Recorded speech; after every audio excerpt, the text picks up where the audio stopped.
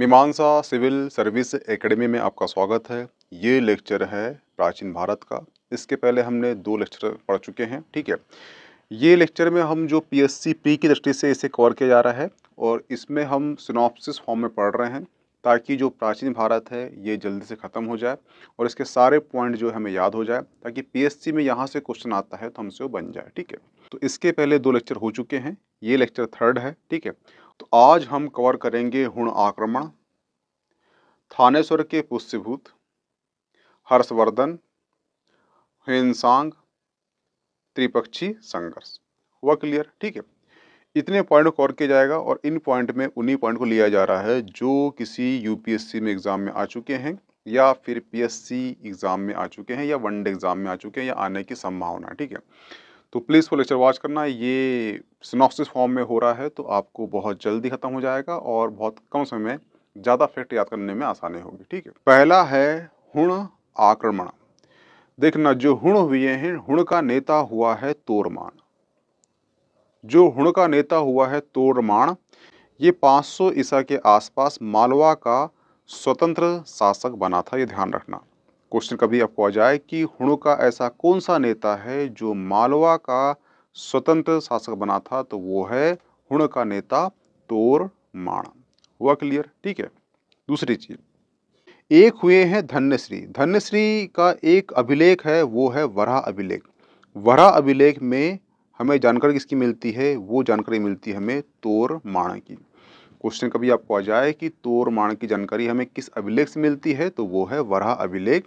आपको ये याद ना भी हो तो कोई दिक्कत नहीं, परंतु ये याद रखना कि वराह अभिलेख में उल्लेख है तोरमाण का। हुआ क्लियर। अब जो तोरमाण है इसके पुत्र हुआ है कौन? मिहिर कुल। और मिहिर कुल को यशोवर्मन और एक है बलादित्य। आपको ओनली याद रखना है यशोवर्मन। यशोवर्मन ने ही मिहिर कुल को हराया था और इसकी जानकारी हमें प्राप्त होती कहाँ से? मंजूश्री के मूल सूत्र से। हुआ क्लियर। तोरमाण का जो पुत्र है मिहिर कुल को यशोवर्मन ने हराया और इसकी जानकारी या इसका वर्णन हमें कहाँ मिलता है? ये मिलता है मंजूश्री के मूल सूत्र से। हुआ क्लियर। नेक्स्ट है थानेश्वर के पुष्यभूत। देखना, जो गुप्त साम्राज्य है, अब ये पहला क्वेश्चन कि ये महत्वपूर्ण क्यों है, ठीक है। महत्वपूर्ण इसलिए है कि जो गुप्त साम्राज्य था जो हमने कल खत्म कर चुका है, गुप्त साम्राज्य का जब पतन हुआ उसके बाद जो उत्तर भारत है वहां पर एक शक्तिशाली राज्य की स्थापना किसने किया था? तो वो था थानेश्वर के पुष्यभूत ने। हुआ क्लियर। इसलिए ये महत्वपूर्ण पॉइंट हो जाता है किसके लिए? एग्जाम की दृष्टि से। देखना, जो थानेश्वर के पुष्यभूत जो हुए हैं इनमें 3 राजा हुए हैं, सबसे महान हुए हैं इस वंश में।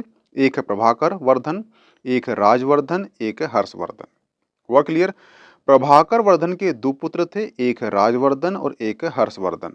इसमें से जो राजवर्धन है इसकी हत्या करता है कौन? एक गोंड राजा होता है शशांक, ये इसकी हत्या कर देता है। ये एक्चुअली होता है ब्राह्मण, और ब्राह्मण होता है इसलिए जो बौद्ध है इनके विहारों को ये नष्ट करता है और जो बोधि वृक्ष है इसको कटवा के ये बंगाल की खाड़ी में फेंक देता है। एक क्वेश्चन करता है कि ऐसा कौन सा राजा था जिसने बोधि वृक्ष को काटकर बंगाल की खाड़ी में फेंक दिया था? उस राजा का नाम क्या है? तो उस राजा का नाम है, वो है गोंड राजा शशांक। और शशांक ने ही प्रभाकर वर्धन के जो पुत्र था राजवर्धन, उसकी हत्या कर देता है। हुआ क्लियर। इसमें सिर्फ आपको याद रखना है बोधि वृक्ष वाला पॉइंट, क्योंकि वो क्वेश्चन ही पूछता है, ठीक है। एक और फैक्ट याद रखना कि जो प्रभाकर वर्धन है इसको बोला गया है हुण हरण केसरी, और ये कहाँ बोला है? ये हर्षचरित्र में बोला गया है, ठीक है। किसको? प्रभाकर वर्धन को। ध्यान रखना, जो हर्षचरित्र है वहाँ पर प्रभाकर वर्धन को हुण हरण केसरी बोला गया है। ये पॉइंट को भी याद रखना, ठीक। नेक्स्ट है हर्षवर्धन। देखना, जो हर्षवर्धन हुआ है ये सबसे महान राजा हुआ है, और जब हर्षवर्धन जो है अपना राज्यरोहण कराता है उसकी डेट होती है 606 ईसा, और 606 ईसा जो होता है इसी ये यहाँ पे शुरू करता है हर्ष संवत। तो क्वेश्चन आपको कभी आया कि हर्ष संवत कौन सा है? तो वो 606 ईसा है। आपसे पूछ ले विक्रम संवत कौन सा है? तो वो 58।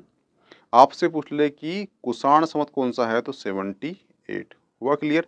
कई बार क्या होता है कि सही जोड़ी जमाने जाता है, तो ध्यान रखना एक है विक्रम संवत, एक है हर्ष संवत, एक है कुषाण संवत, एक है हजरत संवत, एक है गुप्त संवत। ठीक है, ये सारे संवतों को याद रखना, ताकि अभी वर्तमान में क्या हुआ था कि 2024 का उत्तर प्रदेश पीएससी का पेपर हुआ था और इसमें मैक्सिमम क्वेश्चन ऐसे थे जो अरेंज करने वाले थे। हुआ क्लियर। तो आपको ये सारे जो संवत है याद होना चाहिए। जो हर्षवर्धन है इसका भाई होता है कौन सा, वो होता है राजवर्धन। और राजवर्धन की हत्या करता है कौन, गोंड राजा शशांक। और शशांक राजा वही राजा है जो बोधि वृक्ष को काट कर बंगाल की खाड़ी में फेंक देता है और इसके बाद जो है वो पेड़ की जड़ होती है उसमें लगा देता है आग। ठीक है, लेकिन वो जो वृक्ष है वो मरता नहीं है, आज भी वो जीवित वृक्ष है। ठीक है, बोधि वृक्ष, ध्यान रखना। देखना, जो पुलकेशन दूती है ये दक्षिण भारत का एक राजा हुआ है। इसके दरबार में एक था कवि, उसका नाम था रवि कीर्ति। रवि कीर्ति का एक अभिलेख है, उसे कहते हैं ऐहोल अभिलेख। किसका है ये है रवि कीर्ति का है। ठीक है, ये जो पुलकेश दूती हैं इसके दरबार में कवि था, इसका एक अभिलेख है, वो है ऐहोल अभिलेख। क्वेश्चन नहीं करता है कि ऐहोल अभिलेख किसका है, तो वो रवि कीर्ति का है।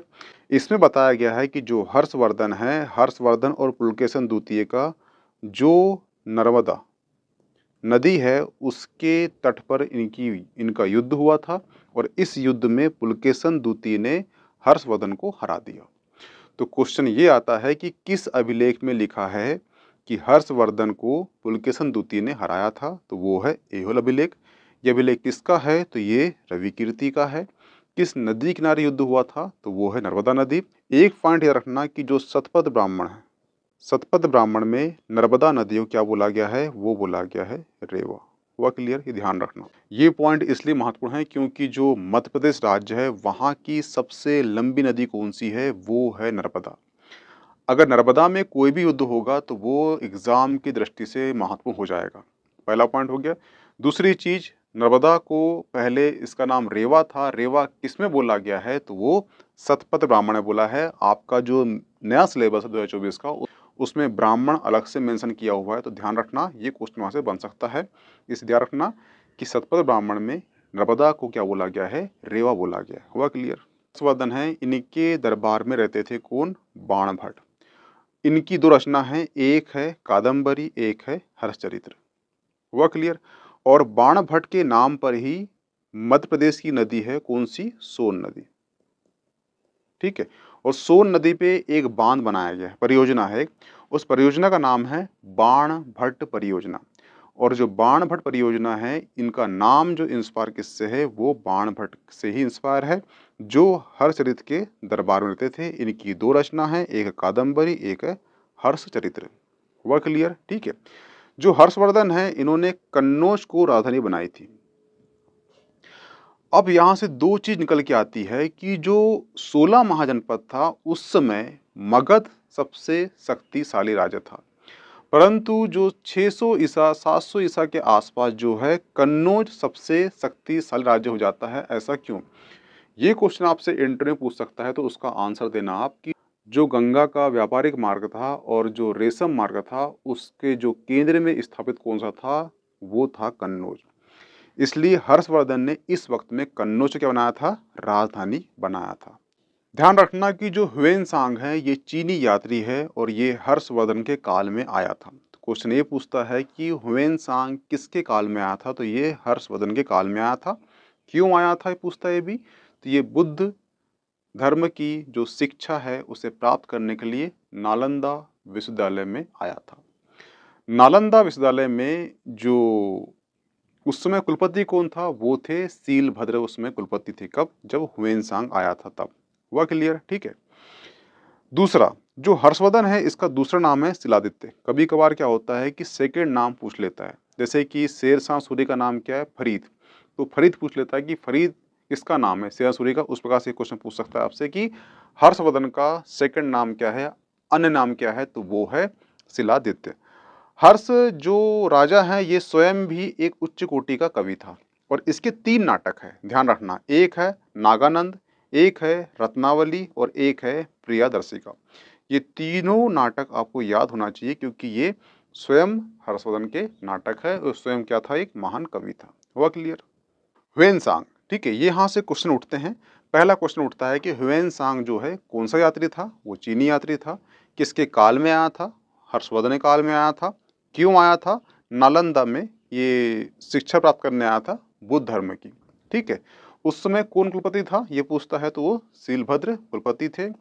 और जब यहाँ पे आया था भारत में तो इसने किससे बुद्ध धर्म की शिक्षा प्राप्त करी? तो उसका नाम है जय गुप्त नामक एक बौद्ध विद्वान हुआ है, उससे इनने बौद्ध धर्म की शिक्षा प्राप्त किया था। किसने? ह्वेनसांग ने। हुआ क्लियर? अब जब भारत में आया था ये, तो जो यात्रा है उसका एक बुक में उसने पूरा छाप दिया। उसका क्या दिया? विवरण दिया। और विवरणों को क्या बोला गया? उसको नाम दिया गया। वो कौन सी बुक है? वो है सी यू की। यानी सी यू की क्वेश्चन करता है कि ह्वेनसांग कौन सी बुक है, तो वो है सी यू की। ह्वेनसांग भारत में आया, अपनी यात्रा का विस्तार पूर्वक वर्णन किया। ये किस बुक में किया? तो भी सी यू की में किया। ये क्वेश्चन करता है, ठीक है। ह्वेनसांग जो है इसकी मृत्यु के बाद ये कहलाया, सबसे महत्वपूर्ण क्वेश्चन, तीर्थ यात्रियों का राजकुमार कहलाया। हुआ क्लियर? ह्वेनसांग जब भारत में आया और इसकी मृत्यु हो गई तो इसे क्या कहा गया? तीर्थ यात्रियों का राजकुमार कहा गया। तो ये जो सारे पॉइंट यहाँ पे महत्वपूर्ण है, ठीक है। अब त्रिपक्षीय संघर्ष क्या है, यहाँ से क्वेश्चन उठता है, ठीक है। तो ध्यान रखना, जब हर्षवर्धन जब महान राजा था, जब वो उसकी मृत्यु हो गई तो स्पेस खाली हुए। कहाँ पर? कन्नौज में स्पेस खाली हो गया। उसके बाद बहुत बाद में एक राजा हुआ यशोवर्मन, और यशोवर्मन ने वहाँ पे एक अपना आधिपत्य जमा लिया। और यशोवर्मन विद्वान था और महान था और साहसी था, ठीक है। यशोवर्मन की मृत्यु के बाद फिर से कन्नौज कन्नौज क्या हो गया? खाली हो गया। अब मैं बता चुका हूं आपको कि जो गंगा है, गंगा का ये व्यापारिक मार्ग था और रेशम, ठीक है, रेशम मार्ग था, उसका ये केंद्र में स्थापित था। कौन सा? कन्नौज। इसलिए यहाँ पर उस समय राजधानी बनाने का ट्रेंड चल रहा था, इसलिए हर्षवर्धन ने कन्नौज को राजधानी बनाया था। उसके बाद यशोवर्मन बनाया।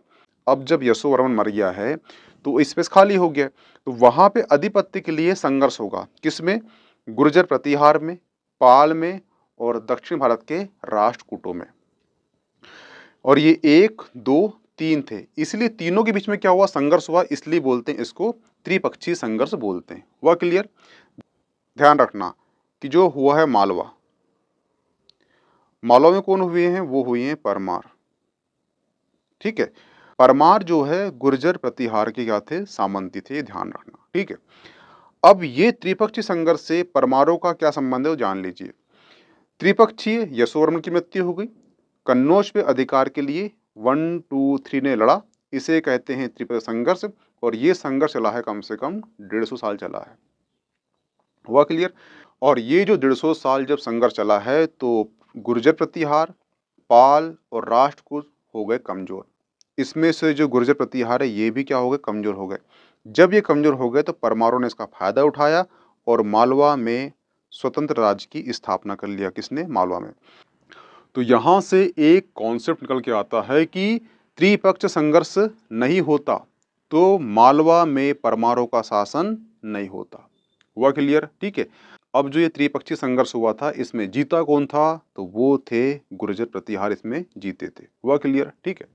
यशोवर्मन के जो दरबार में रहते थे एक भवभूति, ये महान कवि थे।